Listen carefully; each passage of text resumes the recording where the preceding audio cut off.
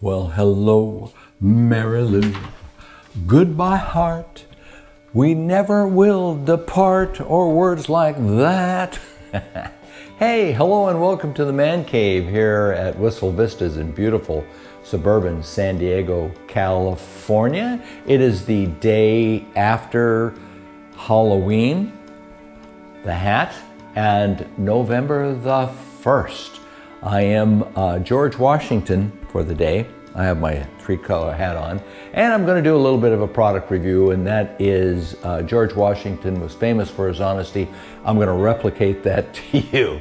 And once again, in this case, I purchased this item on my own, so there's no product placement or any kind of compensation for this. Nuts. So anyway, what this is, let's get down to the point of fact right now. What this is a small portable tire air compressor.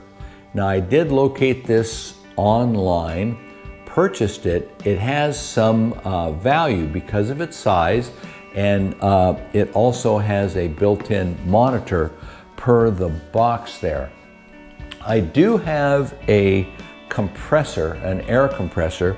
I've had it for about 15 years. It's very reliable. It's been great to have. It's Campbell Hausfield. And in the day when I first purchased it, I used to use air tools to do a lot of little jobs and things that I performed in the garage. Now, however, with the lithium battery powered power tools, I just don't use them any longer. It's kind of sad to say. So I miss the sound. But now, for instance, with these lithium battery powered devices, that works fine as a torque wrench, taking the place of the air wrench. So I don't need the volume of air to drive those tools that I did in the past. 99% of what that air compressor does is to fill tires. So that's what I hope this thing does in a more compact and easily, readily to use package.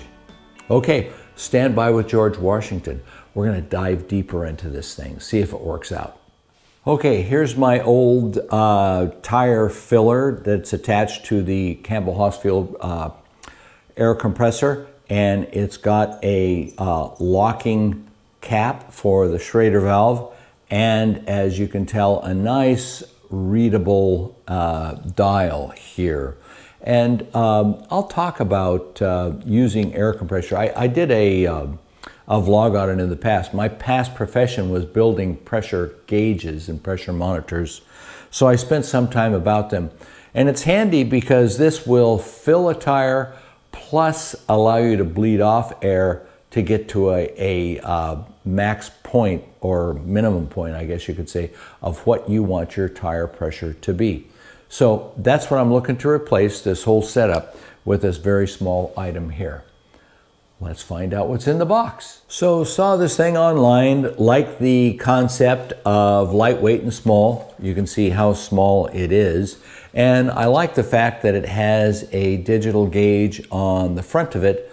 And most of the uses nowadays that I have for compressed air around the garage is filling tires with air. They range from cars to motorcycles to e-bikes, mountain bikes. So this has an appeal. It can replace a lot of bulky equipment if it works well. Let's get into the box and see what's in there. All right, what's in the box? The first thing we have is a actual written instruction set. Now you don't get that very often nowadays, but there it is, and I've looked through it already, and it looks rather comprehensive. What else is in there? All right, the big item we have in here is the little compressor, not big, little, itself. Now let's take this out of its protective styrofoam housing here and take a look at it. Compact, stylish. There's some mesh covering here. I'm going to guess this is the air intake, and then two connectors on the top.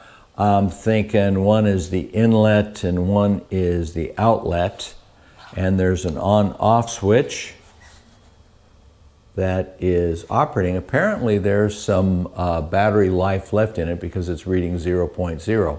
I'm going to turn that off for a second. Let's turn it on for a quick sec and send it through its startup procedure. And there is a control panel on the front of it that says, I don't know what it all says. Anyhow, it looks like you can add air pressure and bleed it off at the same. Last thing in the box was the hose itself that goes from the little pump to the tire that you're pressurizing. The hose is very short. I'm going to say it's really short. So I don't think this would be a problem for me in my usages, but that could be something to note. One end threads into the tool itself, and the other is just a storage docking location for the hose. Put it in there like that, and then it stays very compact. So what I like about this, it looks like you can fill it and bleed it off to get at the perfect pressure that you want. Here's the charge port on the bottom. We're going to charge it up overnight, and then we're going to see if this little thing works. If it does work, it's going to be very handy because most of the times I need compressed air these days are just to fill tires, essentially. I no longer use air tools. This would be great. All right, see you later. Well, ain't it hard, ain't it hard? Great guns. Uh-oh. Left the cabinet door open. Faux pas, let's close that. No sense confusing the audience here. Hey, it's a day later, and it's time to see if my new little portable air compressor is going to work out to fill a motorcycle tire on the mighty Larry Lightning. Let me go very quickly to my BOGO. There's my remote app showing the air pressure in the tire is 32.2. So I want to get that up to 36. That's the rear tire because I couldn't fit the remote sender on the front tire due to the interference with the brake caliper. So what we're going to do is we're going to try that out. We're going to try that little sucker out. All right, I've had it hooked to a charger overnight. It's a USB Type-C hookup to a USB Type-A.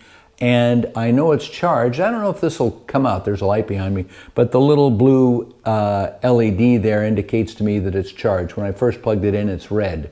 So it's fully charged. Let's try it on the motorcycle. All right, we're here by Larry Lightning, and we have the portable air compressor tire inflation tool. And there's an on-off switch. We thread this onto the valve, and there's an array of buttons here. One of them cycles it through the various vehicle modes that we use. So let's turn it on and see how this shows up. I don't know if we have to plug it into the Schrader valve on the bike first or not. Okay, turning it on, the first thing that shows up is, rightfully enough, 0.0 psi. It's set for automobile. Don't know if that show up. So I'm going to use the cycle button, set it for motorcycle. And then I'm going to connect it to the Schrader valve. Stand by. I'm going to shrink you down to my height here. Okay, got you shrunk down to my height. Going to remove my tire pressure sender / valve cap. Here's what that looks like. I'll give you a close-up of that one. Then I'm going to attach. That noise you hear is my tire pressure monitor, the remote system, telling me that there's a pressure breach. So it's all working. I had an issue when I screwed the valve into the fill valve on the side of the bike. I unscrewed it from the top of the monitor here. So let's see what happens. I want to do a plus. I want to do a plus to 36 and a half. And let's see if it starts. It's nice and noisy. Wow, it's a noisy little guy. It's filling it. I wouldn't have to put this much air in it, except that, as I say, I unscrewed it from the compressor. Okay, it went to 36 PSI automatically and cut off. That's a pretty cool deal. I'm going to do a little plus here because I want it to be, all right, went to 36 and a half. Nice. Now I'm going to see if I can't pull that off without. Let's see what our little friend, the BOGO app, says about it when I hook it back up. Okay, it's now back on. Let's come out of the Quick app that I've been using, go to the Tire Fill app, and it shows 36 PSI right on the button. So somewhere around there, there's always going to be a difference between the readings there, but it's at 36 PSI, which is a pressure. I'm going to double check in the manual and see what that's actually supposed to be, so stand by. Rear tire inflation pressure, according to the manual for one passenger, is supposed to be 36.26 PSI. Ladies and gentlemen, I have to tell you, I don't know of a whole lot of tire pressure gauges that are accurate to hundredths of a PSI or even quarters of a PSI, but we're at 36 right now, which we're going to have to say is good enough for meeting our tolerances here. I'm going to move to the front tire, inflate it. I don't have the remote reading on it, but it is supposed to be 33.36. 33.36. Pretty tight. Let's go back to that BOGO app, FOBO, and we're reading a constant 36 PSI. So I'll get back to you in a second, but so far, first impressions of this little inflator are positive. They are positive. I will have a couple of comments. Boom.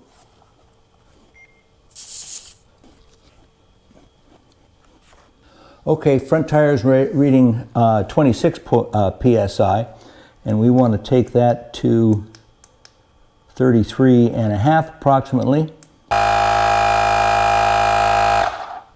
And it shuts off automatically. All right, I'm going to take this off real quick so as to lose the least amount of air possible. We got it inflated and probably lost about a half pound worth of air there, but that's okay. We're in the correct neighborhood. So I'm going to put the cap back on here. This is where a bike lift would be very handy, by the way. Hello there. Okay, it's on. Let's talk about recap, what I think about this little guy. Okay, what do I think about this little guy? Well, I think it's pretty neat, actually. I think it's very handy. It's not expensive at all. I like the fact that you can set it to a pre-specified air pressure in your tire. I like the fact that you can set it for various vehicle types. And I like the fact that it has the screw down filler valve on the vehicle end. And it seems to be okay. It accords. It reads about the same as my remote tiring my remote pressure monitoring valve cap. Neither of them have been calibrated, I must say, but it's always nice when you get two instruments in the ballpark and they're reading the same. Makes you trust the overall a little bit more. So it accords with that, so I do have a check and a balance there. Front tire, I've got an air pressure gauge, and I'll check on that. But right now, like that. What didn't I like about it? It takes a while. Well, when I first attached this to the rear tire, I unscrewed inadvertently this filler hose from the little air compressor part. And when I did that, that meant the tire was spinning directly to atmosphere. So I dropped the pressure that was in it, which was about 32 PSI, down to about 24, 25, don't recall.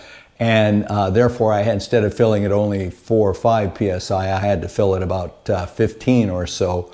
And this guy isn't too big, so it's not going to push a lot of volume. So it takes a bit of time. If you're going to be filling a tire from 0, I don't think this is the instrument for you. But if you're topping it up, checking air pressures before you go out and ride, and you don't want to go through the expense of a air compressor itself, and you no longer use the air-driven tools, I think this is a pretty fine solution for your problems. And I like the fact that you set it and more or less forget it. So what I'd recommend when you're using it, last word about it, what I recommend when you're using it is that you always set your point where you're going to take this to about a half a psi of ahead of where you want to be on the motorcycle, because you'll bleed off about that much air or a little less when you're taking it off, just unthreading it. You'll always bleed off a little bit when you do that. But that's the report. It's a thumbs up. It's going to go into the man cave here at Wistful Vistas in beautiful suburban San Diego, California, and it's going to be part of our tool set going forward.